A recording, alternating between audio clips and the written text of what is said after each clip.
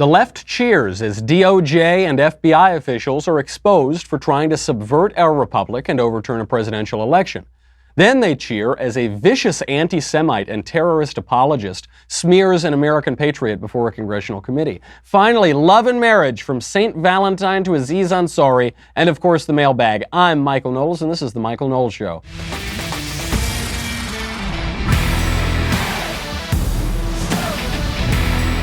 Happy Valentine's Day, baby. Oh, we've got a lot to talk about today, but first, I want you to feel like when you're with me on this romantic holiday that you feel safe and secure.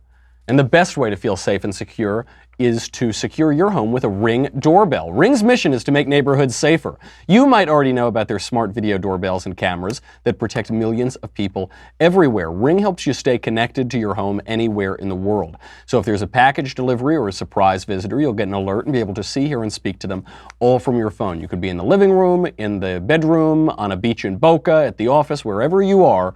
You can communicate with whoever's at your home. That is thanks to the HD video and two-way audio features on Ring devices. They are super cool. I love mine. Ring makes me feel much more secure. I've actually given Ring as just a personal gift to friends.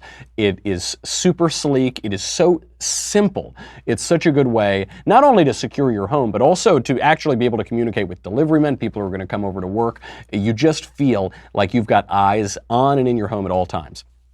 As a listener, you have a special offer on a Ring starter kit available right now with a video doorbell and motion-activated floodlight cam. The starter kit has everything you need to start building a ring of security around your home. Just go to ring.com/Knowles, Knowles. That's ring.com/Knowles, Knowles.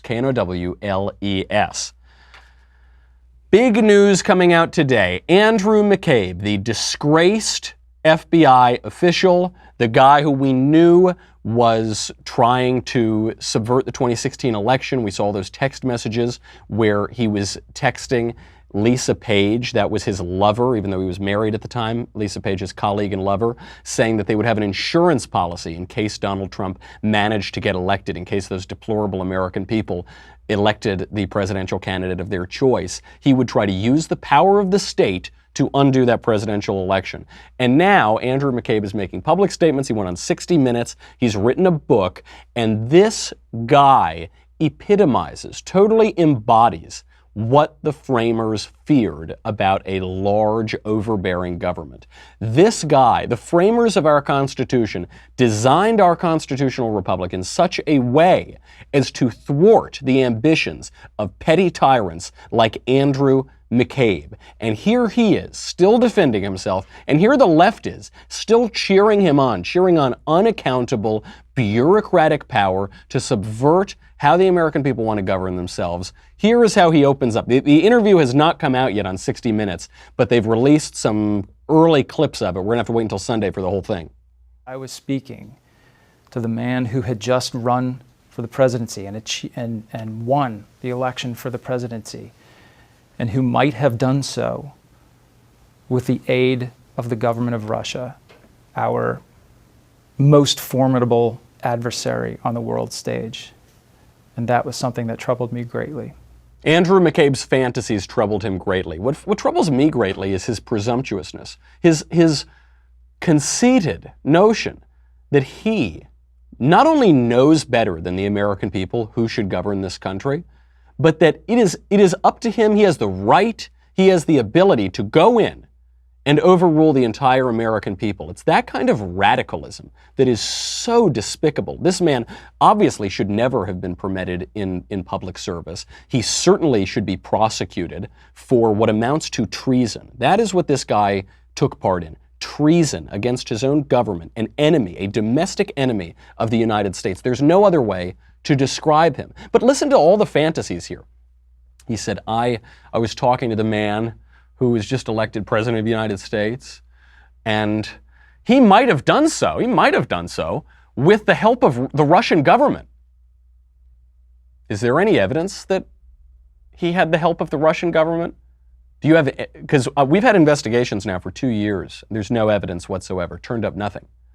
Actually, the Senate Intelligence Committee just had its own investigation into Russian collusion, the Trump campaign working with Russia.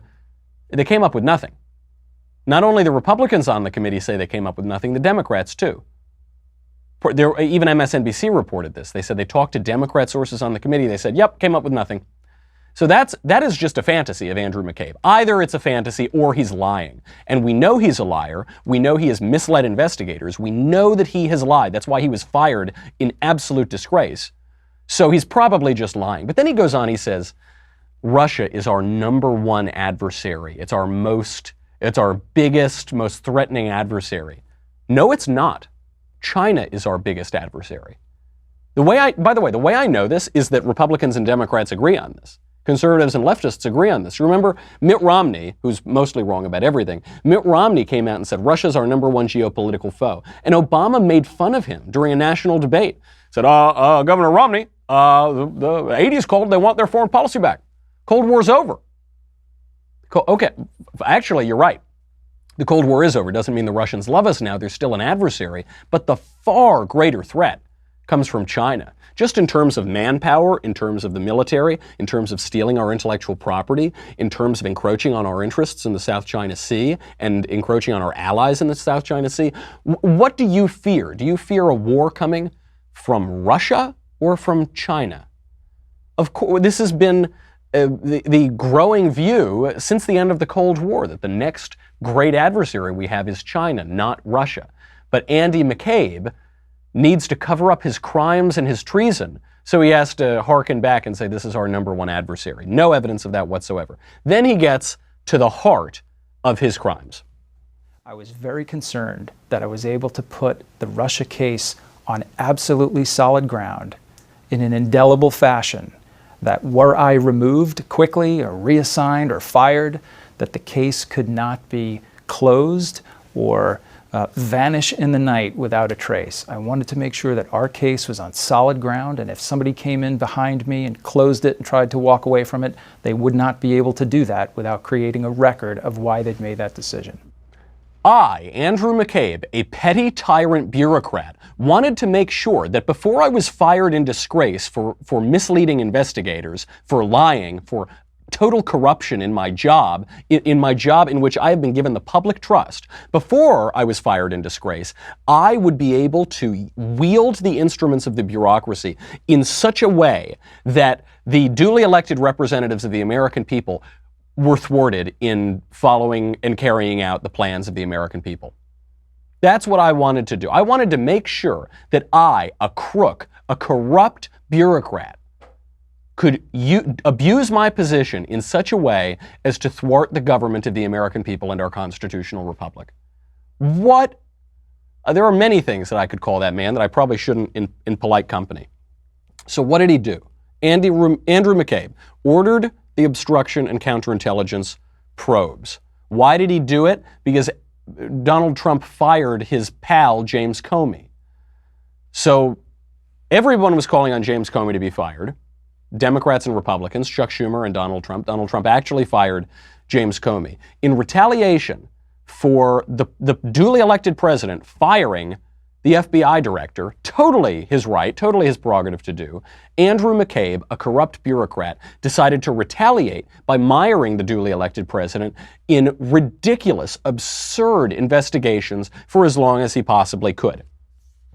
He tried to use executive authority to subvert the republic, and ultimately to what? To remove the president of the United States from office. So what's coming out, we don't have the full interview yet, is that, according to Andrew McCabe, there were talks at the DOJ and the FBI about coming together, picking off a few of the cabinet members, and using the power of what is called the deep state, the bureaucracy, to force the president out. There were actual open conversations among DOJ and FBI officials about a coup d'etat, overthrowing the government, a rebellion from within, an insurrection to undo a presidential election.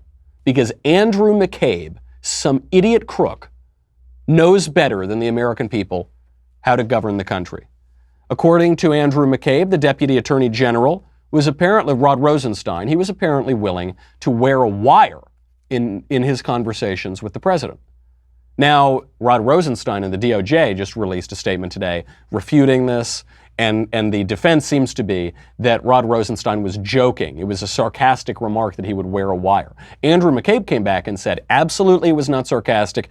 It was said multiple times, quite seriously. It was so serious that McCabe had DOJ and FBI lawyers looking into whether that would be legal to have the Deputy Attorney General wearing a wire, bugging his conversations with the President of the United States to try to undo the election. So why did McCabe get fired? McCabe got fired because the IG report found that he misled investigators about the FBI investigation into the Clinton Foundation. He misled investigators about leaking. Andrew McCabe directed people to leak at the FBI, and he misled investigators about this, and he was fired, obviously in disgrace. Andrew McCabe, it's worth pointing out also, is not some disinterested, above-it-all American patriot, I don't have a party, country above party. No, no, no. He is a Democrat hack. He is a well-entrenched Democrat hack, but a Democrat hack nonetheless. His wife is a Democrat politician. His wife ran for Virginia State Senate and failed, but his wife, when she ran for Virginia State Senate, took a donation from Terry McAuliffe, who is a high-placed Clinton supporter and former governor of Virginia. So you now have this total corruption. You have a situation in which Hillary Clinton and Donald Trump are running against each other for the presidency. You've got a guy high-placed at the FBI whose wife is running for state senate from Virginia. The Clinton campaign, a well-placed person within the Clinton campaign, makes a donation to McCabe's wife. All these people know each other. Do you think he made that donation out of the goodness of his heart? Do you think he made it because he said, I really believe in Mrs. McCabe? Or was there something more nefarious going on? Or even if it wasn't nefarious, maybe it was just that totally bland political corruption. You scratch my back, I scratch your back. Come on, man. You've been in D.C. a long time. You know how the game is played. What is it? Either way, what a crook. And either way, what treason. What treason to try to undo a presidential election through a coup d'etat. This is what the framers were protecting against. This is why they dispersed power throughout the government, and not just throughout the federal government, but throughout all of our governments, local, state, and federal, is to thwart petty tyrants like this crook. Now the question is, was this Russia investigation legitimate, or was it a politically motivated witch hunt? We'll get to it in a second, but first, you know how much I love Purple Mattress. You know. This week, it's been kind of a long week, a lot of travel. I haven't had a lot of chance to sleep. Last night, I'm finally going to get a full night's sleep in my Purple mattress. I lay down in my mattress. I was asleep before my head hit the pillow. This mattress is the most comfortable mattress I've ever slept on. It's not quite a memory foam. It's not quite an inner spring. It's this new technology. It was developed by a rocket scientist. It sleeps both soft and firm at the same time. Whatever you think, oh, I don't have a lot of money. Oh, money's a little tight right now. Always invest in the things that connect you to the ground. Always invest in things where you spend a lot of time. You know, I'd like to get 21 or 23 hours of sleep per day. Just invest in it. You're not going to miss the extra $100 or whatever you're going to pay. This is an incredible night's sleep. Check it out right now. They'll give you a 100-night risk-free trial. If you're not fully satisfied, you can return your mattress for a full refund, backed by a 10-year warranty, free shipping and returns, free in-home setup, and mattress removal. You're going to love Purple. Right now, my listeners will get a free Purple pillow with the purchase of a mattress.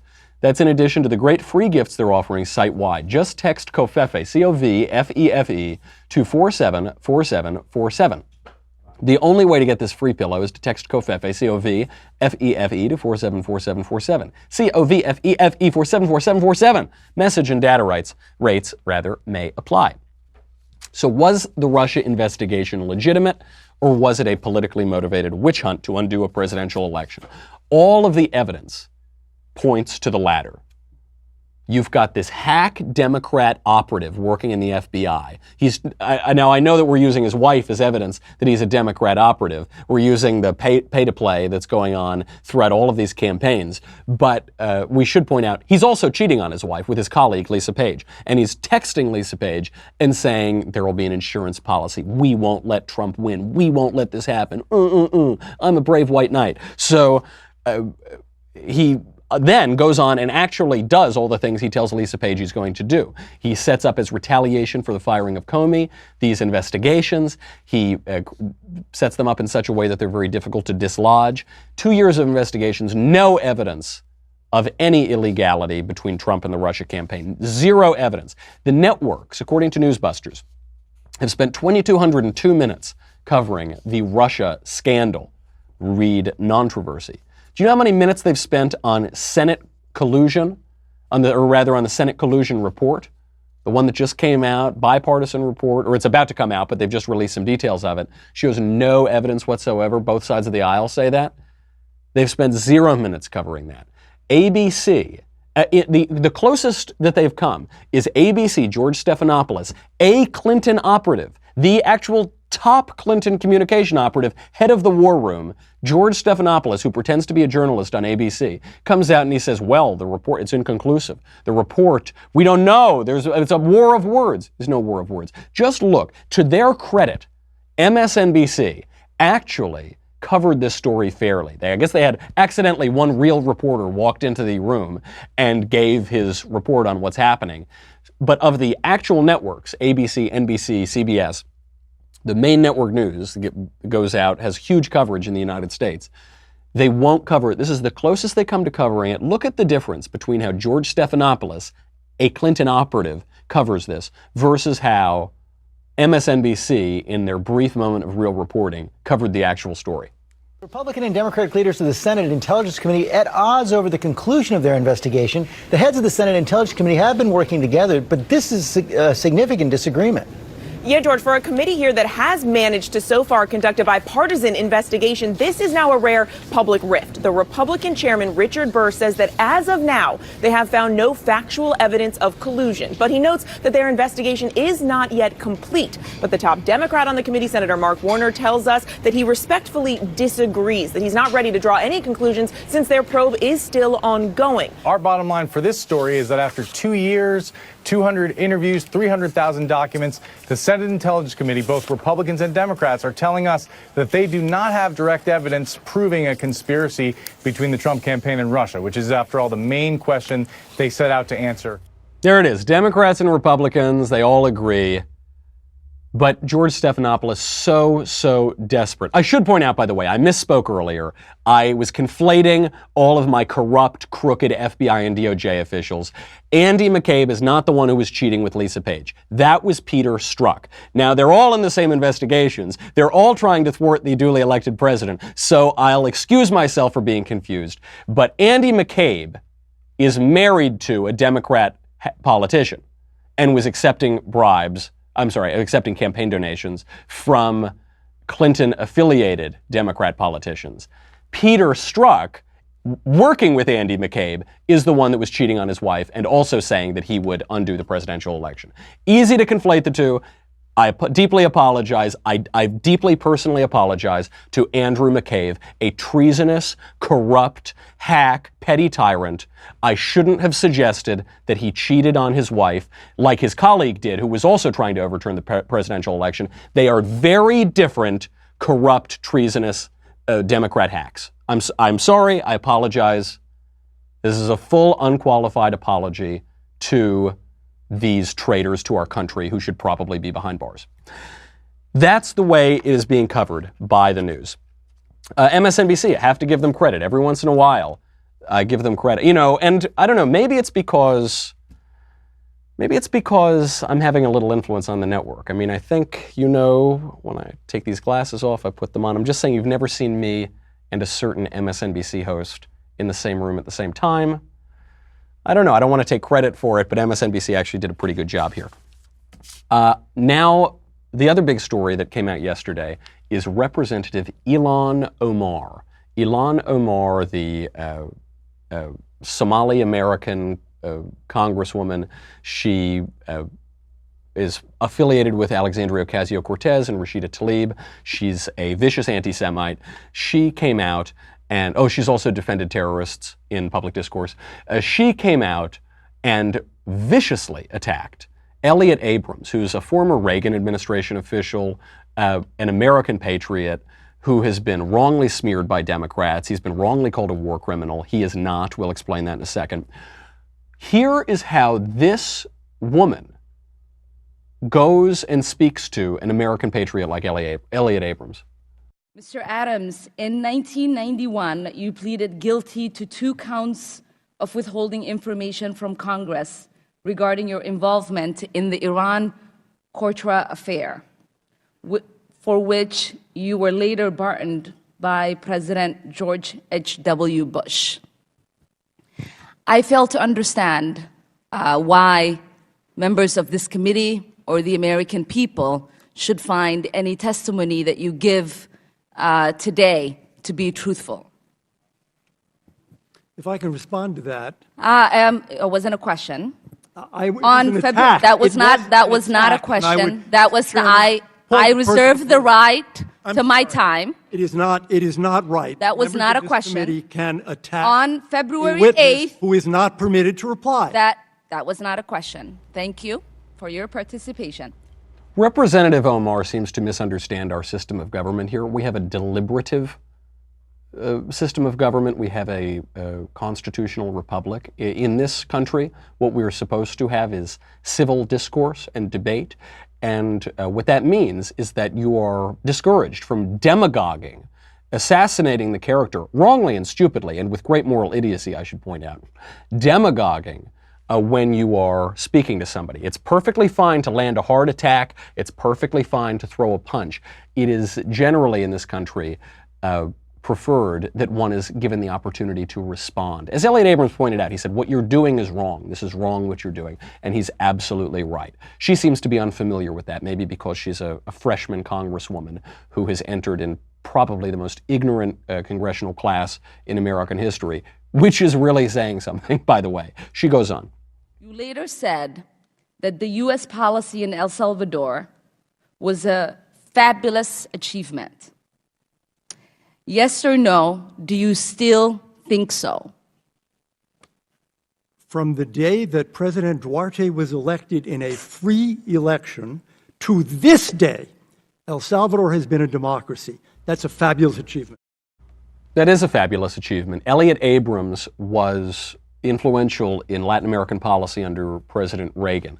And this is one of these areas where the left is constantly unfairly assailing conservatives because they were very, very upset that in the 1980s, the Reagan administration stopped the spread of the poison of communism in Latin America. They were cheering on the spread of communism. They were praying, well, I don't know if they pray, they were hoping that in Latin America, the poison of communism would spread, the misery, the untold destruction that communism brings with it. They were really hoping that that would spread. And instead, the Reagan administration, thanks in part to people like Elliot Abrams, stopped that spread, thwarted that spread. And Ilhan Omar is very upset by this.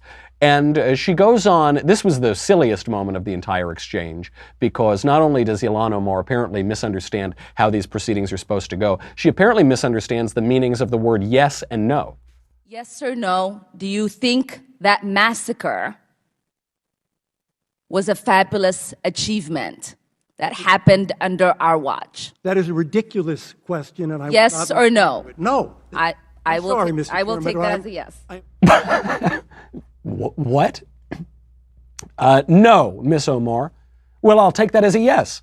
No. Oh, so, Miss Omar, in the English language, no means no, and yes means yes. Perhaps this is confusing. I thought, by the way, the left talks about this all the time.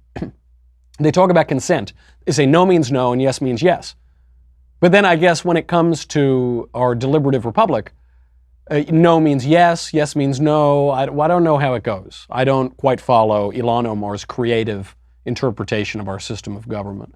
What she's referring to, the massacre, is that, of course, when you're looking at the politics of Latin America, very often you're choosing the lesser of two bads, to put it in a diplomatic way. You've got broken systems of government, largely failed states, civil wars going on, insurrections, and so regardless of which side you choose, there are going to be abuses, there are going to be crimes that take place. Ilhan Omar said basically is trying to blame Elliott Abrams for massacres that happened under our watch. I didn't realize, by the way, that the United States governed Latin America. I wasn't aware of that. I didn't know that we are responsible for governing them. Now, of course, do we try to help when we can? Do we try to guide the affairs of Latin America toward the good and toward liberty when we can? Yes, absolutely, as we should. We should prevent the poison of communism. But this gives moral idiots like Ilhan Omar an opening to say, well, see, because we backed one side of a civil war, because we backed a side that wasn't communist, then we're responsible for every single thing that that group ever did. Okay, can we hold Ilhan Omar responsible for everything communists ever did? Great, fine by me. Killed 100 million. I guess Ilhan Omar killed 100 million people in the 20th century. I didn't know that, but following Ilhan Omar's logic, that's the only thing that we could conclude. That's fine. We can hold Elliott Abrams responsible for everything that Latin American strongmen have ever done. So let's hold Ilhan Omar responsible and the American left broadly for everything that communists have ever done. Fine by me. I don't think that's a game she wants to play. The idea that Elliott Abrams is a war criminal is simply a calumny. This is simply a lie. There was a good piece on this at the Hudson Institute. They referred to, by the way, one of Abrams's most vociferous left-wing critics, a guy, Aryeh Nair, who was then the head of Human Rights Watch. This man changed his opinion on Elliott Abrams, was once one of his clearest critics, and then later on, after the dust settled from the Iran-Contra affair, the politically motivated persecution of Elliott Abrams, he came out and said, Abrams's argument that he was chosen as a target because the special prosecutor needed a recognizable scalp following Oliver North's victory on appeal is buttressed by the evidence of timing. This suggests a political prosecution rather than the fair administration of justice. They always go back, because the administration of Ronald Reagan was so successful, they try to invent fake controversies. So one of them is the Iran-Contra affair. The big Iran-Contra scandal, which is that the Reagan administration stopped the spread of communism in Latin America, a wonderful thing that we should celebrate as frequently as possible. As a result of they just went after Abrams because they couldn't get other people in the administration, they couldn't take down the president, so they tried to grab any scalp that they could. As a result of all the prosecution of Elliott Abrams, the alleged war criminal, do you know what he was ultimately sentenced to? Elliott Abrams was sentenced to a $50 fine and 2 years probation, that 1 year later immediately was pardoned by President George Bush. President George Bush, who you'll remember the left has now called a saint. Oh, how wonderful he was. Oh, because he died. Whenever Republicans die, they become saints. When they're alive, the left decides to try to destroy their character. But Saint George H.W. Bush pardoned this man immediately because it was a ridiculous prosecution. It was a ridiculous persecution. And I think we even know this, even before the pardon, because he was sentenced to basically nothing, a $50 fine and 2 years probation. The people who call this man a war criminal are communist stooges, communist apologists, communist sympathizers. The Reagan administration policy in Latin America is not only defensible, it is correct to prevent the spread of communism in Latin America. Now, sometimes that means backing strong men, because politics does not exist in the realm of the forms or just in the realm of the ideas. It's a practical science. And when you're talking about places that are often failed states with civil wars and insurrections, that means that you're going to have to, you only can back bad people or sometimes good people who are forced by situations into doing bad things. It's just inevitable in wars that this will happen. No evidence whatsoever exists that the strong men were worse than the communists. There is plenty of evidence to the contrary. The attacks on Abrams, attacks like Ilhan Omar's, are moral idiocy at its finest. And by the way, I should point out on the moral idiocy of Ilhan Omar, she is a vicious anti-Semite. And I don't throw that term around lightly. I really don't. I try to not use the term racist or sexist or anti-Semite. I really try to be very careful about throwing that word around, because those words are diluted to mean nothing by the left. Ilhan Omar is a vicious anti-Semite. There's no other way to put it. You don't actually need to take my word for it. Just 2 days ago, Nancy Pelosi, her Democrat speaker in the House, Steny Hoyer, the leaders, the whips, the Democrat caucus chairman, the entire leadership in Congress of the Democrat Party condemned Ilhan Omar's anti-Semitism in a very public statement the other day. This is not some crazy conspiracy theory. This is not some attack from the right wing. Nancy Pelosi herself led the entire congressional Democrat leadership in condemning Ilhan Omar's anti-Semitism, using that word. So the mainstream media are in damage control mode. Here's Jake Tapper. Jake Tapper, I don't know, sometimes he's reasonable, and then sometimes he has these little hysterical emotional fits, and this is one of them. So he's trying to distract from Ilhan Omar's vicious anti-Semitism. It's on display when she begged that Allah would open people's eyes to the evil doings of Israel. It was on display when she said that it's just Jews buying off American politicians. It's all about the Benjamins, baby. That's the only reason anybody could possibly support Israel. So Jake Tapper is trying to say that actually Donald Trump is an anti-Semite. Here he is. Because there is nothing that this White House finds more offensive than a politician feeding into stereotypes about Jews and Jewish money and controlling politicians, which is what Congresswoman Omar is accused of having done. Is there anybody that doesn't renegotiate deals in this room? This room negotiates. I want to renegotiate this room. Perhaps more than any room I've ever spoken to. Maybe more. It's okay. I've been called on that a couple of times too. You're not going to support me, even though you know I'm the best thing that could ever happen to Israel, and I'll be that. And I know why you're not going to support me, and you're not going to support me because I don't want your money. You don't want to give me money, okay? But that's okay. You want to control your own politician. That's fine. I'm sorry, that was the wrong clip. That was then candidate Trump in front of the Republican Jewish coalition, suggesting that haggling Jews like to control their politicians with their money. We wanted the clip of Congresswoman Omar. Control room, I want the Omar clip. Give us the Omar clip. Wait, no, that's not it either. That's a deleted Donald Trump retweet from 2016. Wow. He goes on like that. Isn't he cute? Isn't Jake Tapper cute? Now, by the way, first of all, Donald Trump makes a joke in the room. He says, hey, look, I'm a negotiator just like you guys. He's making a joke that Jewish people are good at business and negotiating. Perfectly fine joke. Making a joke about Jewish people negotiating is a very different thing than praying to Allah that Israel, which has hypnotized the world, will be exposed for its evil deeds. That's her words, not my words. Very different things, by the way. And then Donald Trump saying to this group, I'm not going to take your money and you can't buy me. It's not like he only said that to the Jewish group. He said that to every donor group in the GOP class. That was one of his biggest pitches for his campaign, is that I can't be bought by donors.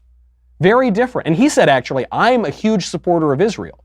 Very, very different from Ilhan Omar saying the only reason that anyone's going to back Israel is because those nefarious Jews are buying them off with their money. Don't take my word for it.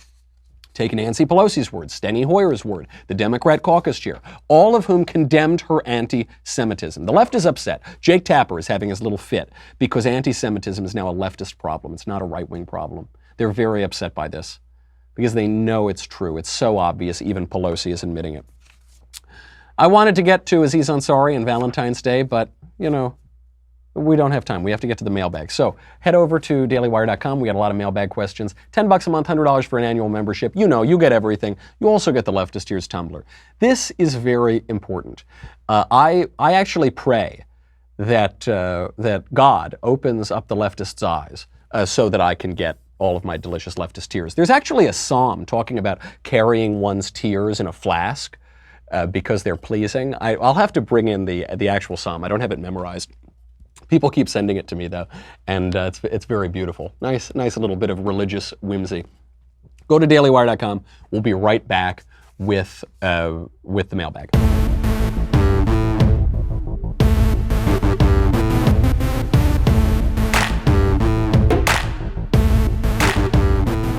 All right, let's get to it. From James. Quick comment. In Tuesday's episode, you included Cory Booker as a woman in saying all the declared Democrats were women and listed them and included Cory. Maybe intentional, but thought if not, you should know. Oh, did I do that? Gosh. Huh. From Jesse. Dear Michael, I'm sorry I missed your appearance at Emory. I would have really liked to have gone. My wife attends there, and showed a flyer yesterday of another speaker showing up next week that wants to make the argument that abortion is a moral good. who apparently is a progressive Christian who argues for reproductive justice. Kind of ironic to call killing babies reproductive justice. Isn't that the opposite of reproductive justice? I was curious to see if there was any way to steelman abortion from a Christian perspective, or if this woman is delusional. Thanks for all you do. The woman is delusional. There is no way to justify killing babies by Christianity. Christ is quite explicit on people who hurt the littlest among us and what happens to them, and it's not good. It involves millstones and drowning. However, there is one argument that I've heard disingenuous Christians say. John Fugelsang talks about this. He's a left-wing actor who says, the Bible defends abortion, specifically in Numbers 5. So when you're digging into Numbers 5, you know that your arguments are not great. You're really going pretty deep. But even this argument is not true. So the way that they do this is they quote Numbers 5. Numbers 5 says this: if you have gone astray, though you are under your husband's authority, and if you've defiled yourself, and some man other than your husband has lain with you, then let the priest make the woman take the oath of the curse, and say to the woman, the Lord make you a curse and an oath among your people, when the Lord makes your thigh fall away and your body swell. May this water that brings the curse pass into your bowels, and make your womb swell and your thigh fall away. And they use this as evidence that God is instructing people to perform abortions. There's no evidence of this. The way they get away with it is because there's one translation of all the translations of the Bible. There is one that translates that phrase, may your thigh fall away, as to miscarry. That's the NIV. This is a notoriously terrible translation of the Bible. There's a reason why all the other translations don't translate it that way. I'm obviously not a Hebrew scholar, but it seems to me, I've talked to Hebrew scholars, and the Hebrew uses a metaphoric language, your thigh to rot, your thigh to fall away. Now, does this mean it will make the woman infertile? It seems to imply that sort of thing. But there's no textual evidence whatsoever that the woman is already pregnant. There's no evidence whatsoever that the dust from the ground of the temple mixed with water is some abortifacient drug. It's obviously not a surgical abortion. It's such a stretch, but that's the one they make, and the way that you argue against that is that they are obviously mistranslating the Hebrew. They're just rewriting the Hebrew. But that's the one argument they'll make, and there is no other argument other than looking into a deep well. They look at the top and they see only their own reflection and what they want to see there. From Brendan: Michael, do you believe that the president is responsible for the economy? I'm in college and one of my professors said that Trump taking credit for the economy is ridiculous. What are your thoughts? Thanks, Brendan. It's very difficult to figure out who is exactly responsible at any given time for the economy. The economy is a very big system. So always Democrats won't credit any Republicans ever for helping the economy, and they'll only credit Democrats, and occasionally vice versa. However, we can credit Donald Trump for consumer confidence and manufacturing confidence. We can certainly credit him for that. These are people who are producing and who are consuming, who are saying that the current policies on the economy give them confidence in it. And we have seen manufacturing confidence at all-time highs, consumer confidence hitting highs, and so we can certainly credit him for that. Now, was the economy growing before Donald Trump took office? Yes. Has it continued to be really strong, stronger than people predicted, stronger than under Barack Obama? Yes, it has. Can we credit Donald Trump for that? I certainly think we can. And I think it's disingenuous to say President Trump has had no effect on the economy, when, at least from the perspective of economic confidence, there's no one else you could credit. From Grant: Hi, Michael. What is your opinion on the use of the Lord's name in vain? I've always refrained from using his name in vain, more especially saying, oh my God. What is the idea behind using the Lord's name in vain? Is there a difference between oh my God and for Christ's sakes or Jesus? Thanks. Best podcast on the web. Thank you. This is a really tough one because we use these phrases in our world all the time. What does it mean to use the Lord's name in vain? If you use the Lord's name to make a joke, is that in vain? I don't know. It depends on the joke. I just did one, actually. I said, I made a joke about Ilhan Omar praying to Allah to open people's eyes, and I flipped that and made a joke about praying to God to open leftists' eyes for their tears. Is that taking the Lord's name in vain? I hope not. I don't think so. I think it's actually making a religious point through humor. It's making a political point as well, downstream of culture and downstream of religion through humor. It's on the border, though. I'm a little uncomfortable with it, sure. How about people who just say it, they stub their toe and they say, ah, God. That would seem certainly to be taking the Lord's name in vain. You are using it vainly. You're using the Lord's name in a trivial manner. I really try not to do that, and yet we all do it sometimes. Sometimes something happens, you exclaim, Jesus. You probably shouldn't do that. And then the much more serious offense is to use the name of the Lord blasphemously, or to swear an oath to God that you can't uphold. I mean, Christ talks about that explicitly. He said, don't make these oaths. Let your yes be yes and your no be no. That's even a more serious offense. But this is very important because God should not be taken lightly. Your creator, the author of the universe, the divine love and the divine intellect should not be taken lightly. You should have holy fear and humility before the Lord. That is the beginning of wisdom as well. This is why Jews don't even write out the name of God. They'll put a hyphen. That's a good spiritual practice, and I think we should all be much more mindful of that. I do my best not to take the Lord's name in vain. I fail at it. A lot of you're going to fail at it too, but it's probably best not to. From Aaron. Dear Michael, I would like to hear about your spiritual practices to connect with God. Other than going to church, what spiritual disciplines do you follow? Love the show and the glasses. Aaron. He spelled it out. Aaron. I read the Bible, not as much as I should, but I do. I pray every night. I certainly recommend that. I try to pray the rosary, though I don't do it nearly as frequently as I should. One spiritual discipline that I find that I need a lot, and I recommend to other people, is I try my best not to complain. Now, I will criticize, I will inveigh. That's part of my job, is to do that. But to complain about, woe is me, there was a lot of traffic, I really do my best not to do that. It is a great temptation that I have. It's a great temptation among New York Italians. And I really try to not do that, because patience is sanctifying. We should have humility and gratitude at all times, and humility is, fear of the Lord is the beginning of wisdom. And we should venerate, and we should be grateful all the time. We're living, just count your blessings, folks. We're living at the greatest time in all of human history. We have all of the advantages. We didn't create our life, we didn't invent it. It's a gift from God. We should always be grateful. Always, all of the time. Even in mourning, even in grief, we should be grateful. And so that is a discipline that I really try to remind myself of.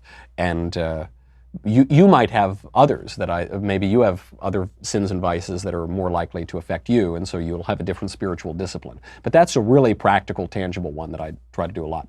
From James. Hi, Michael. Thought experiment. If you had to choose one of the Dems to be president, who would you choose? Thanks, James.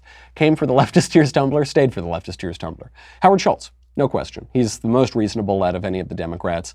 He still wouldn't be a good president, but there's no question. The difference between him and any of the other Democrats is night and day. From Noah. Hey, Michael, how can we maintain the teaching authority of the magisterium in the context of the selling of indulgences? Thanks. How can we defend the Catholic Church since it sold indulgences? First of all, the Catholic Church never sold indulgences. That was never permitted. And what is an indulgence? People don't know what an indulgence is. An indulgence is not buying your way into heaven. It's not buying time out of purgatory. It's not buying your spot before the beatific vision.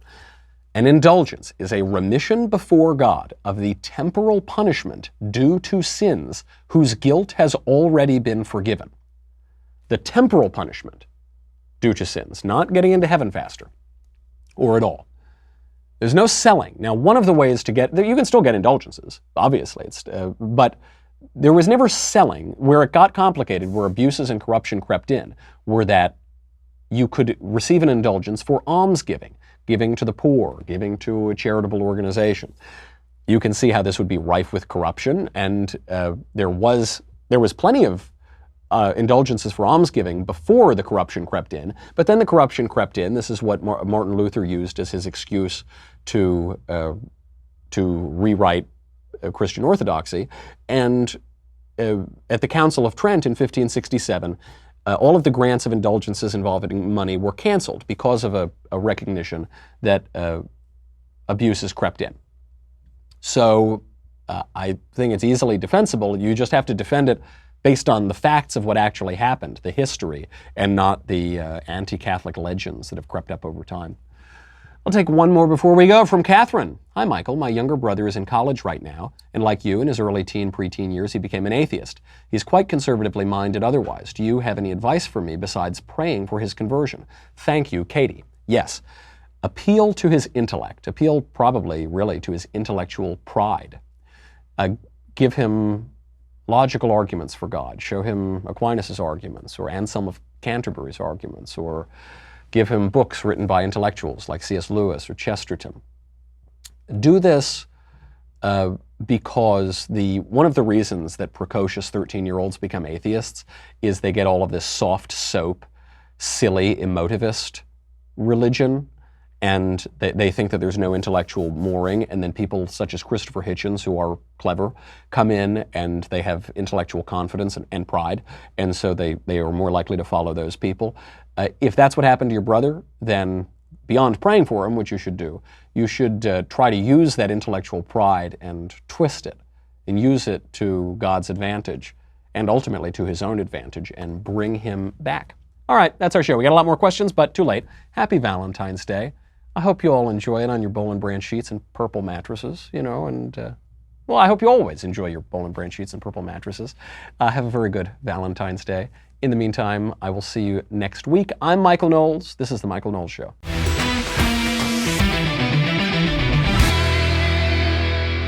The Michael Knowles Show is produced by Robert Sterling. Executive producer, Jeremy Boring. Senior producer, Jonathan Hay. Our supervising producer is Mathis Glover. And our technical producer is Austin Stevens. Edited by Danny D'Amico. Audio is mixed by Dylan Case. Hair and makeup is by Jesua Olvera. Production assistant, Nick Sheehan. The Michael Knowles Show is a Daily Wire production. Copyright Daily Wire 2019.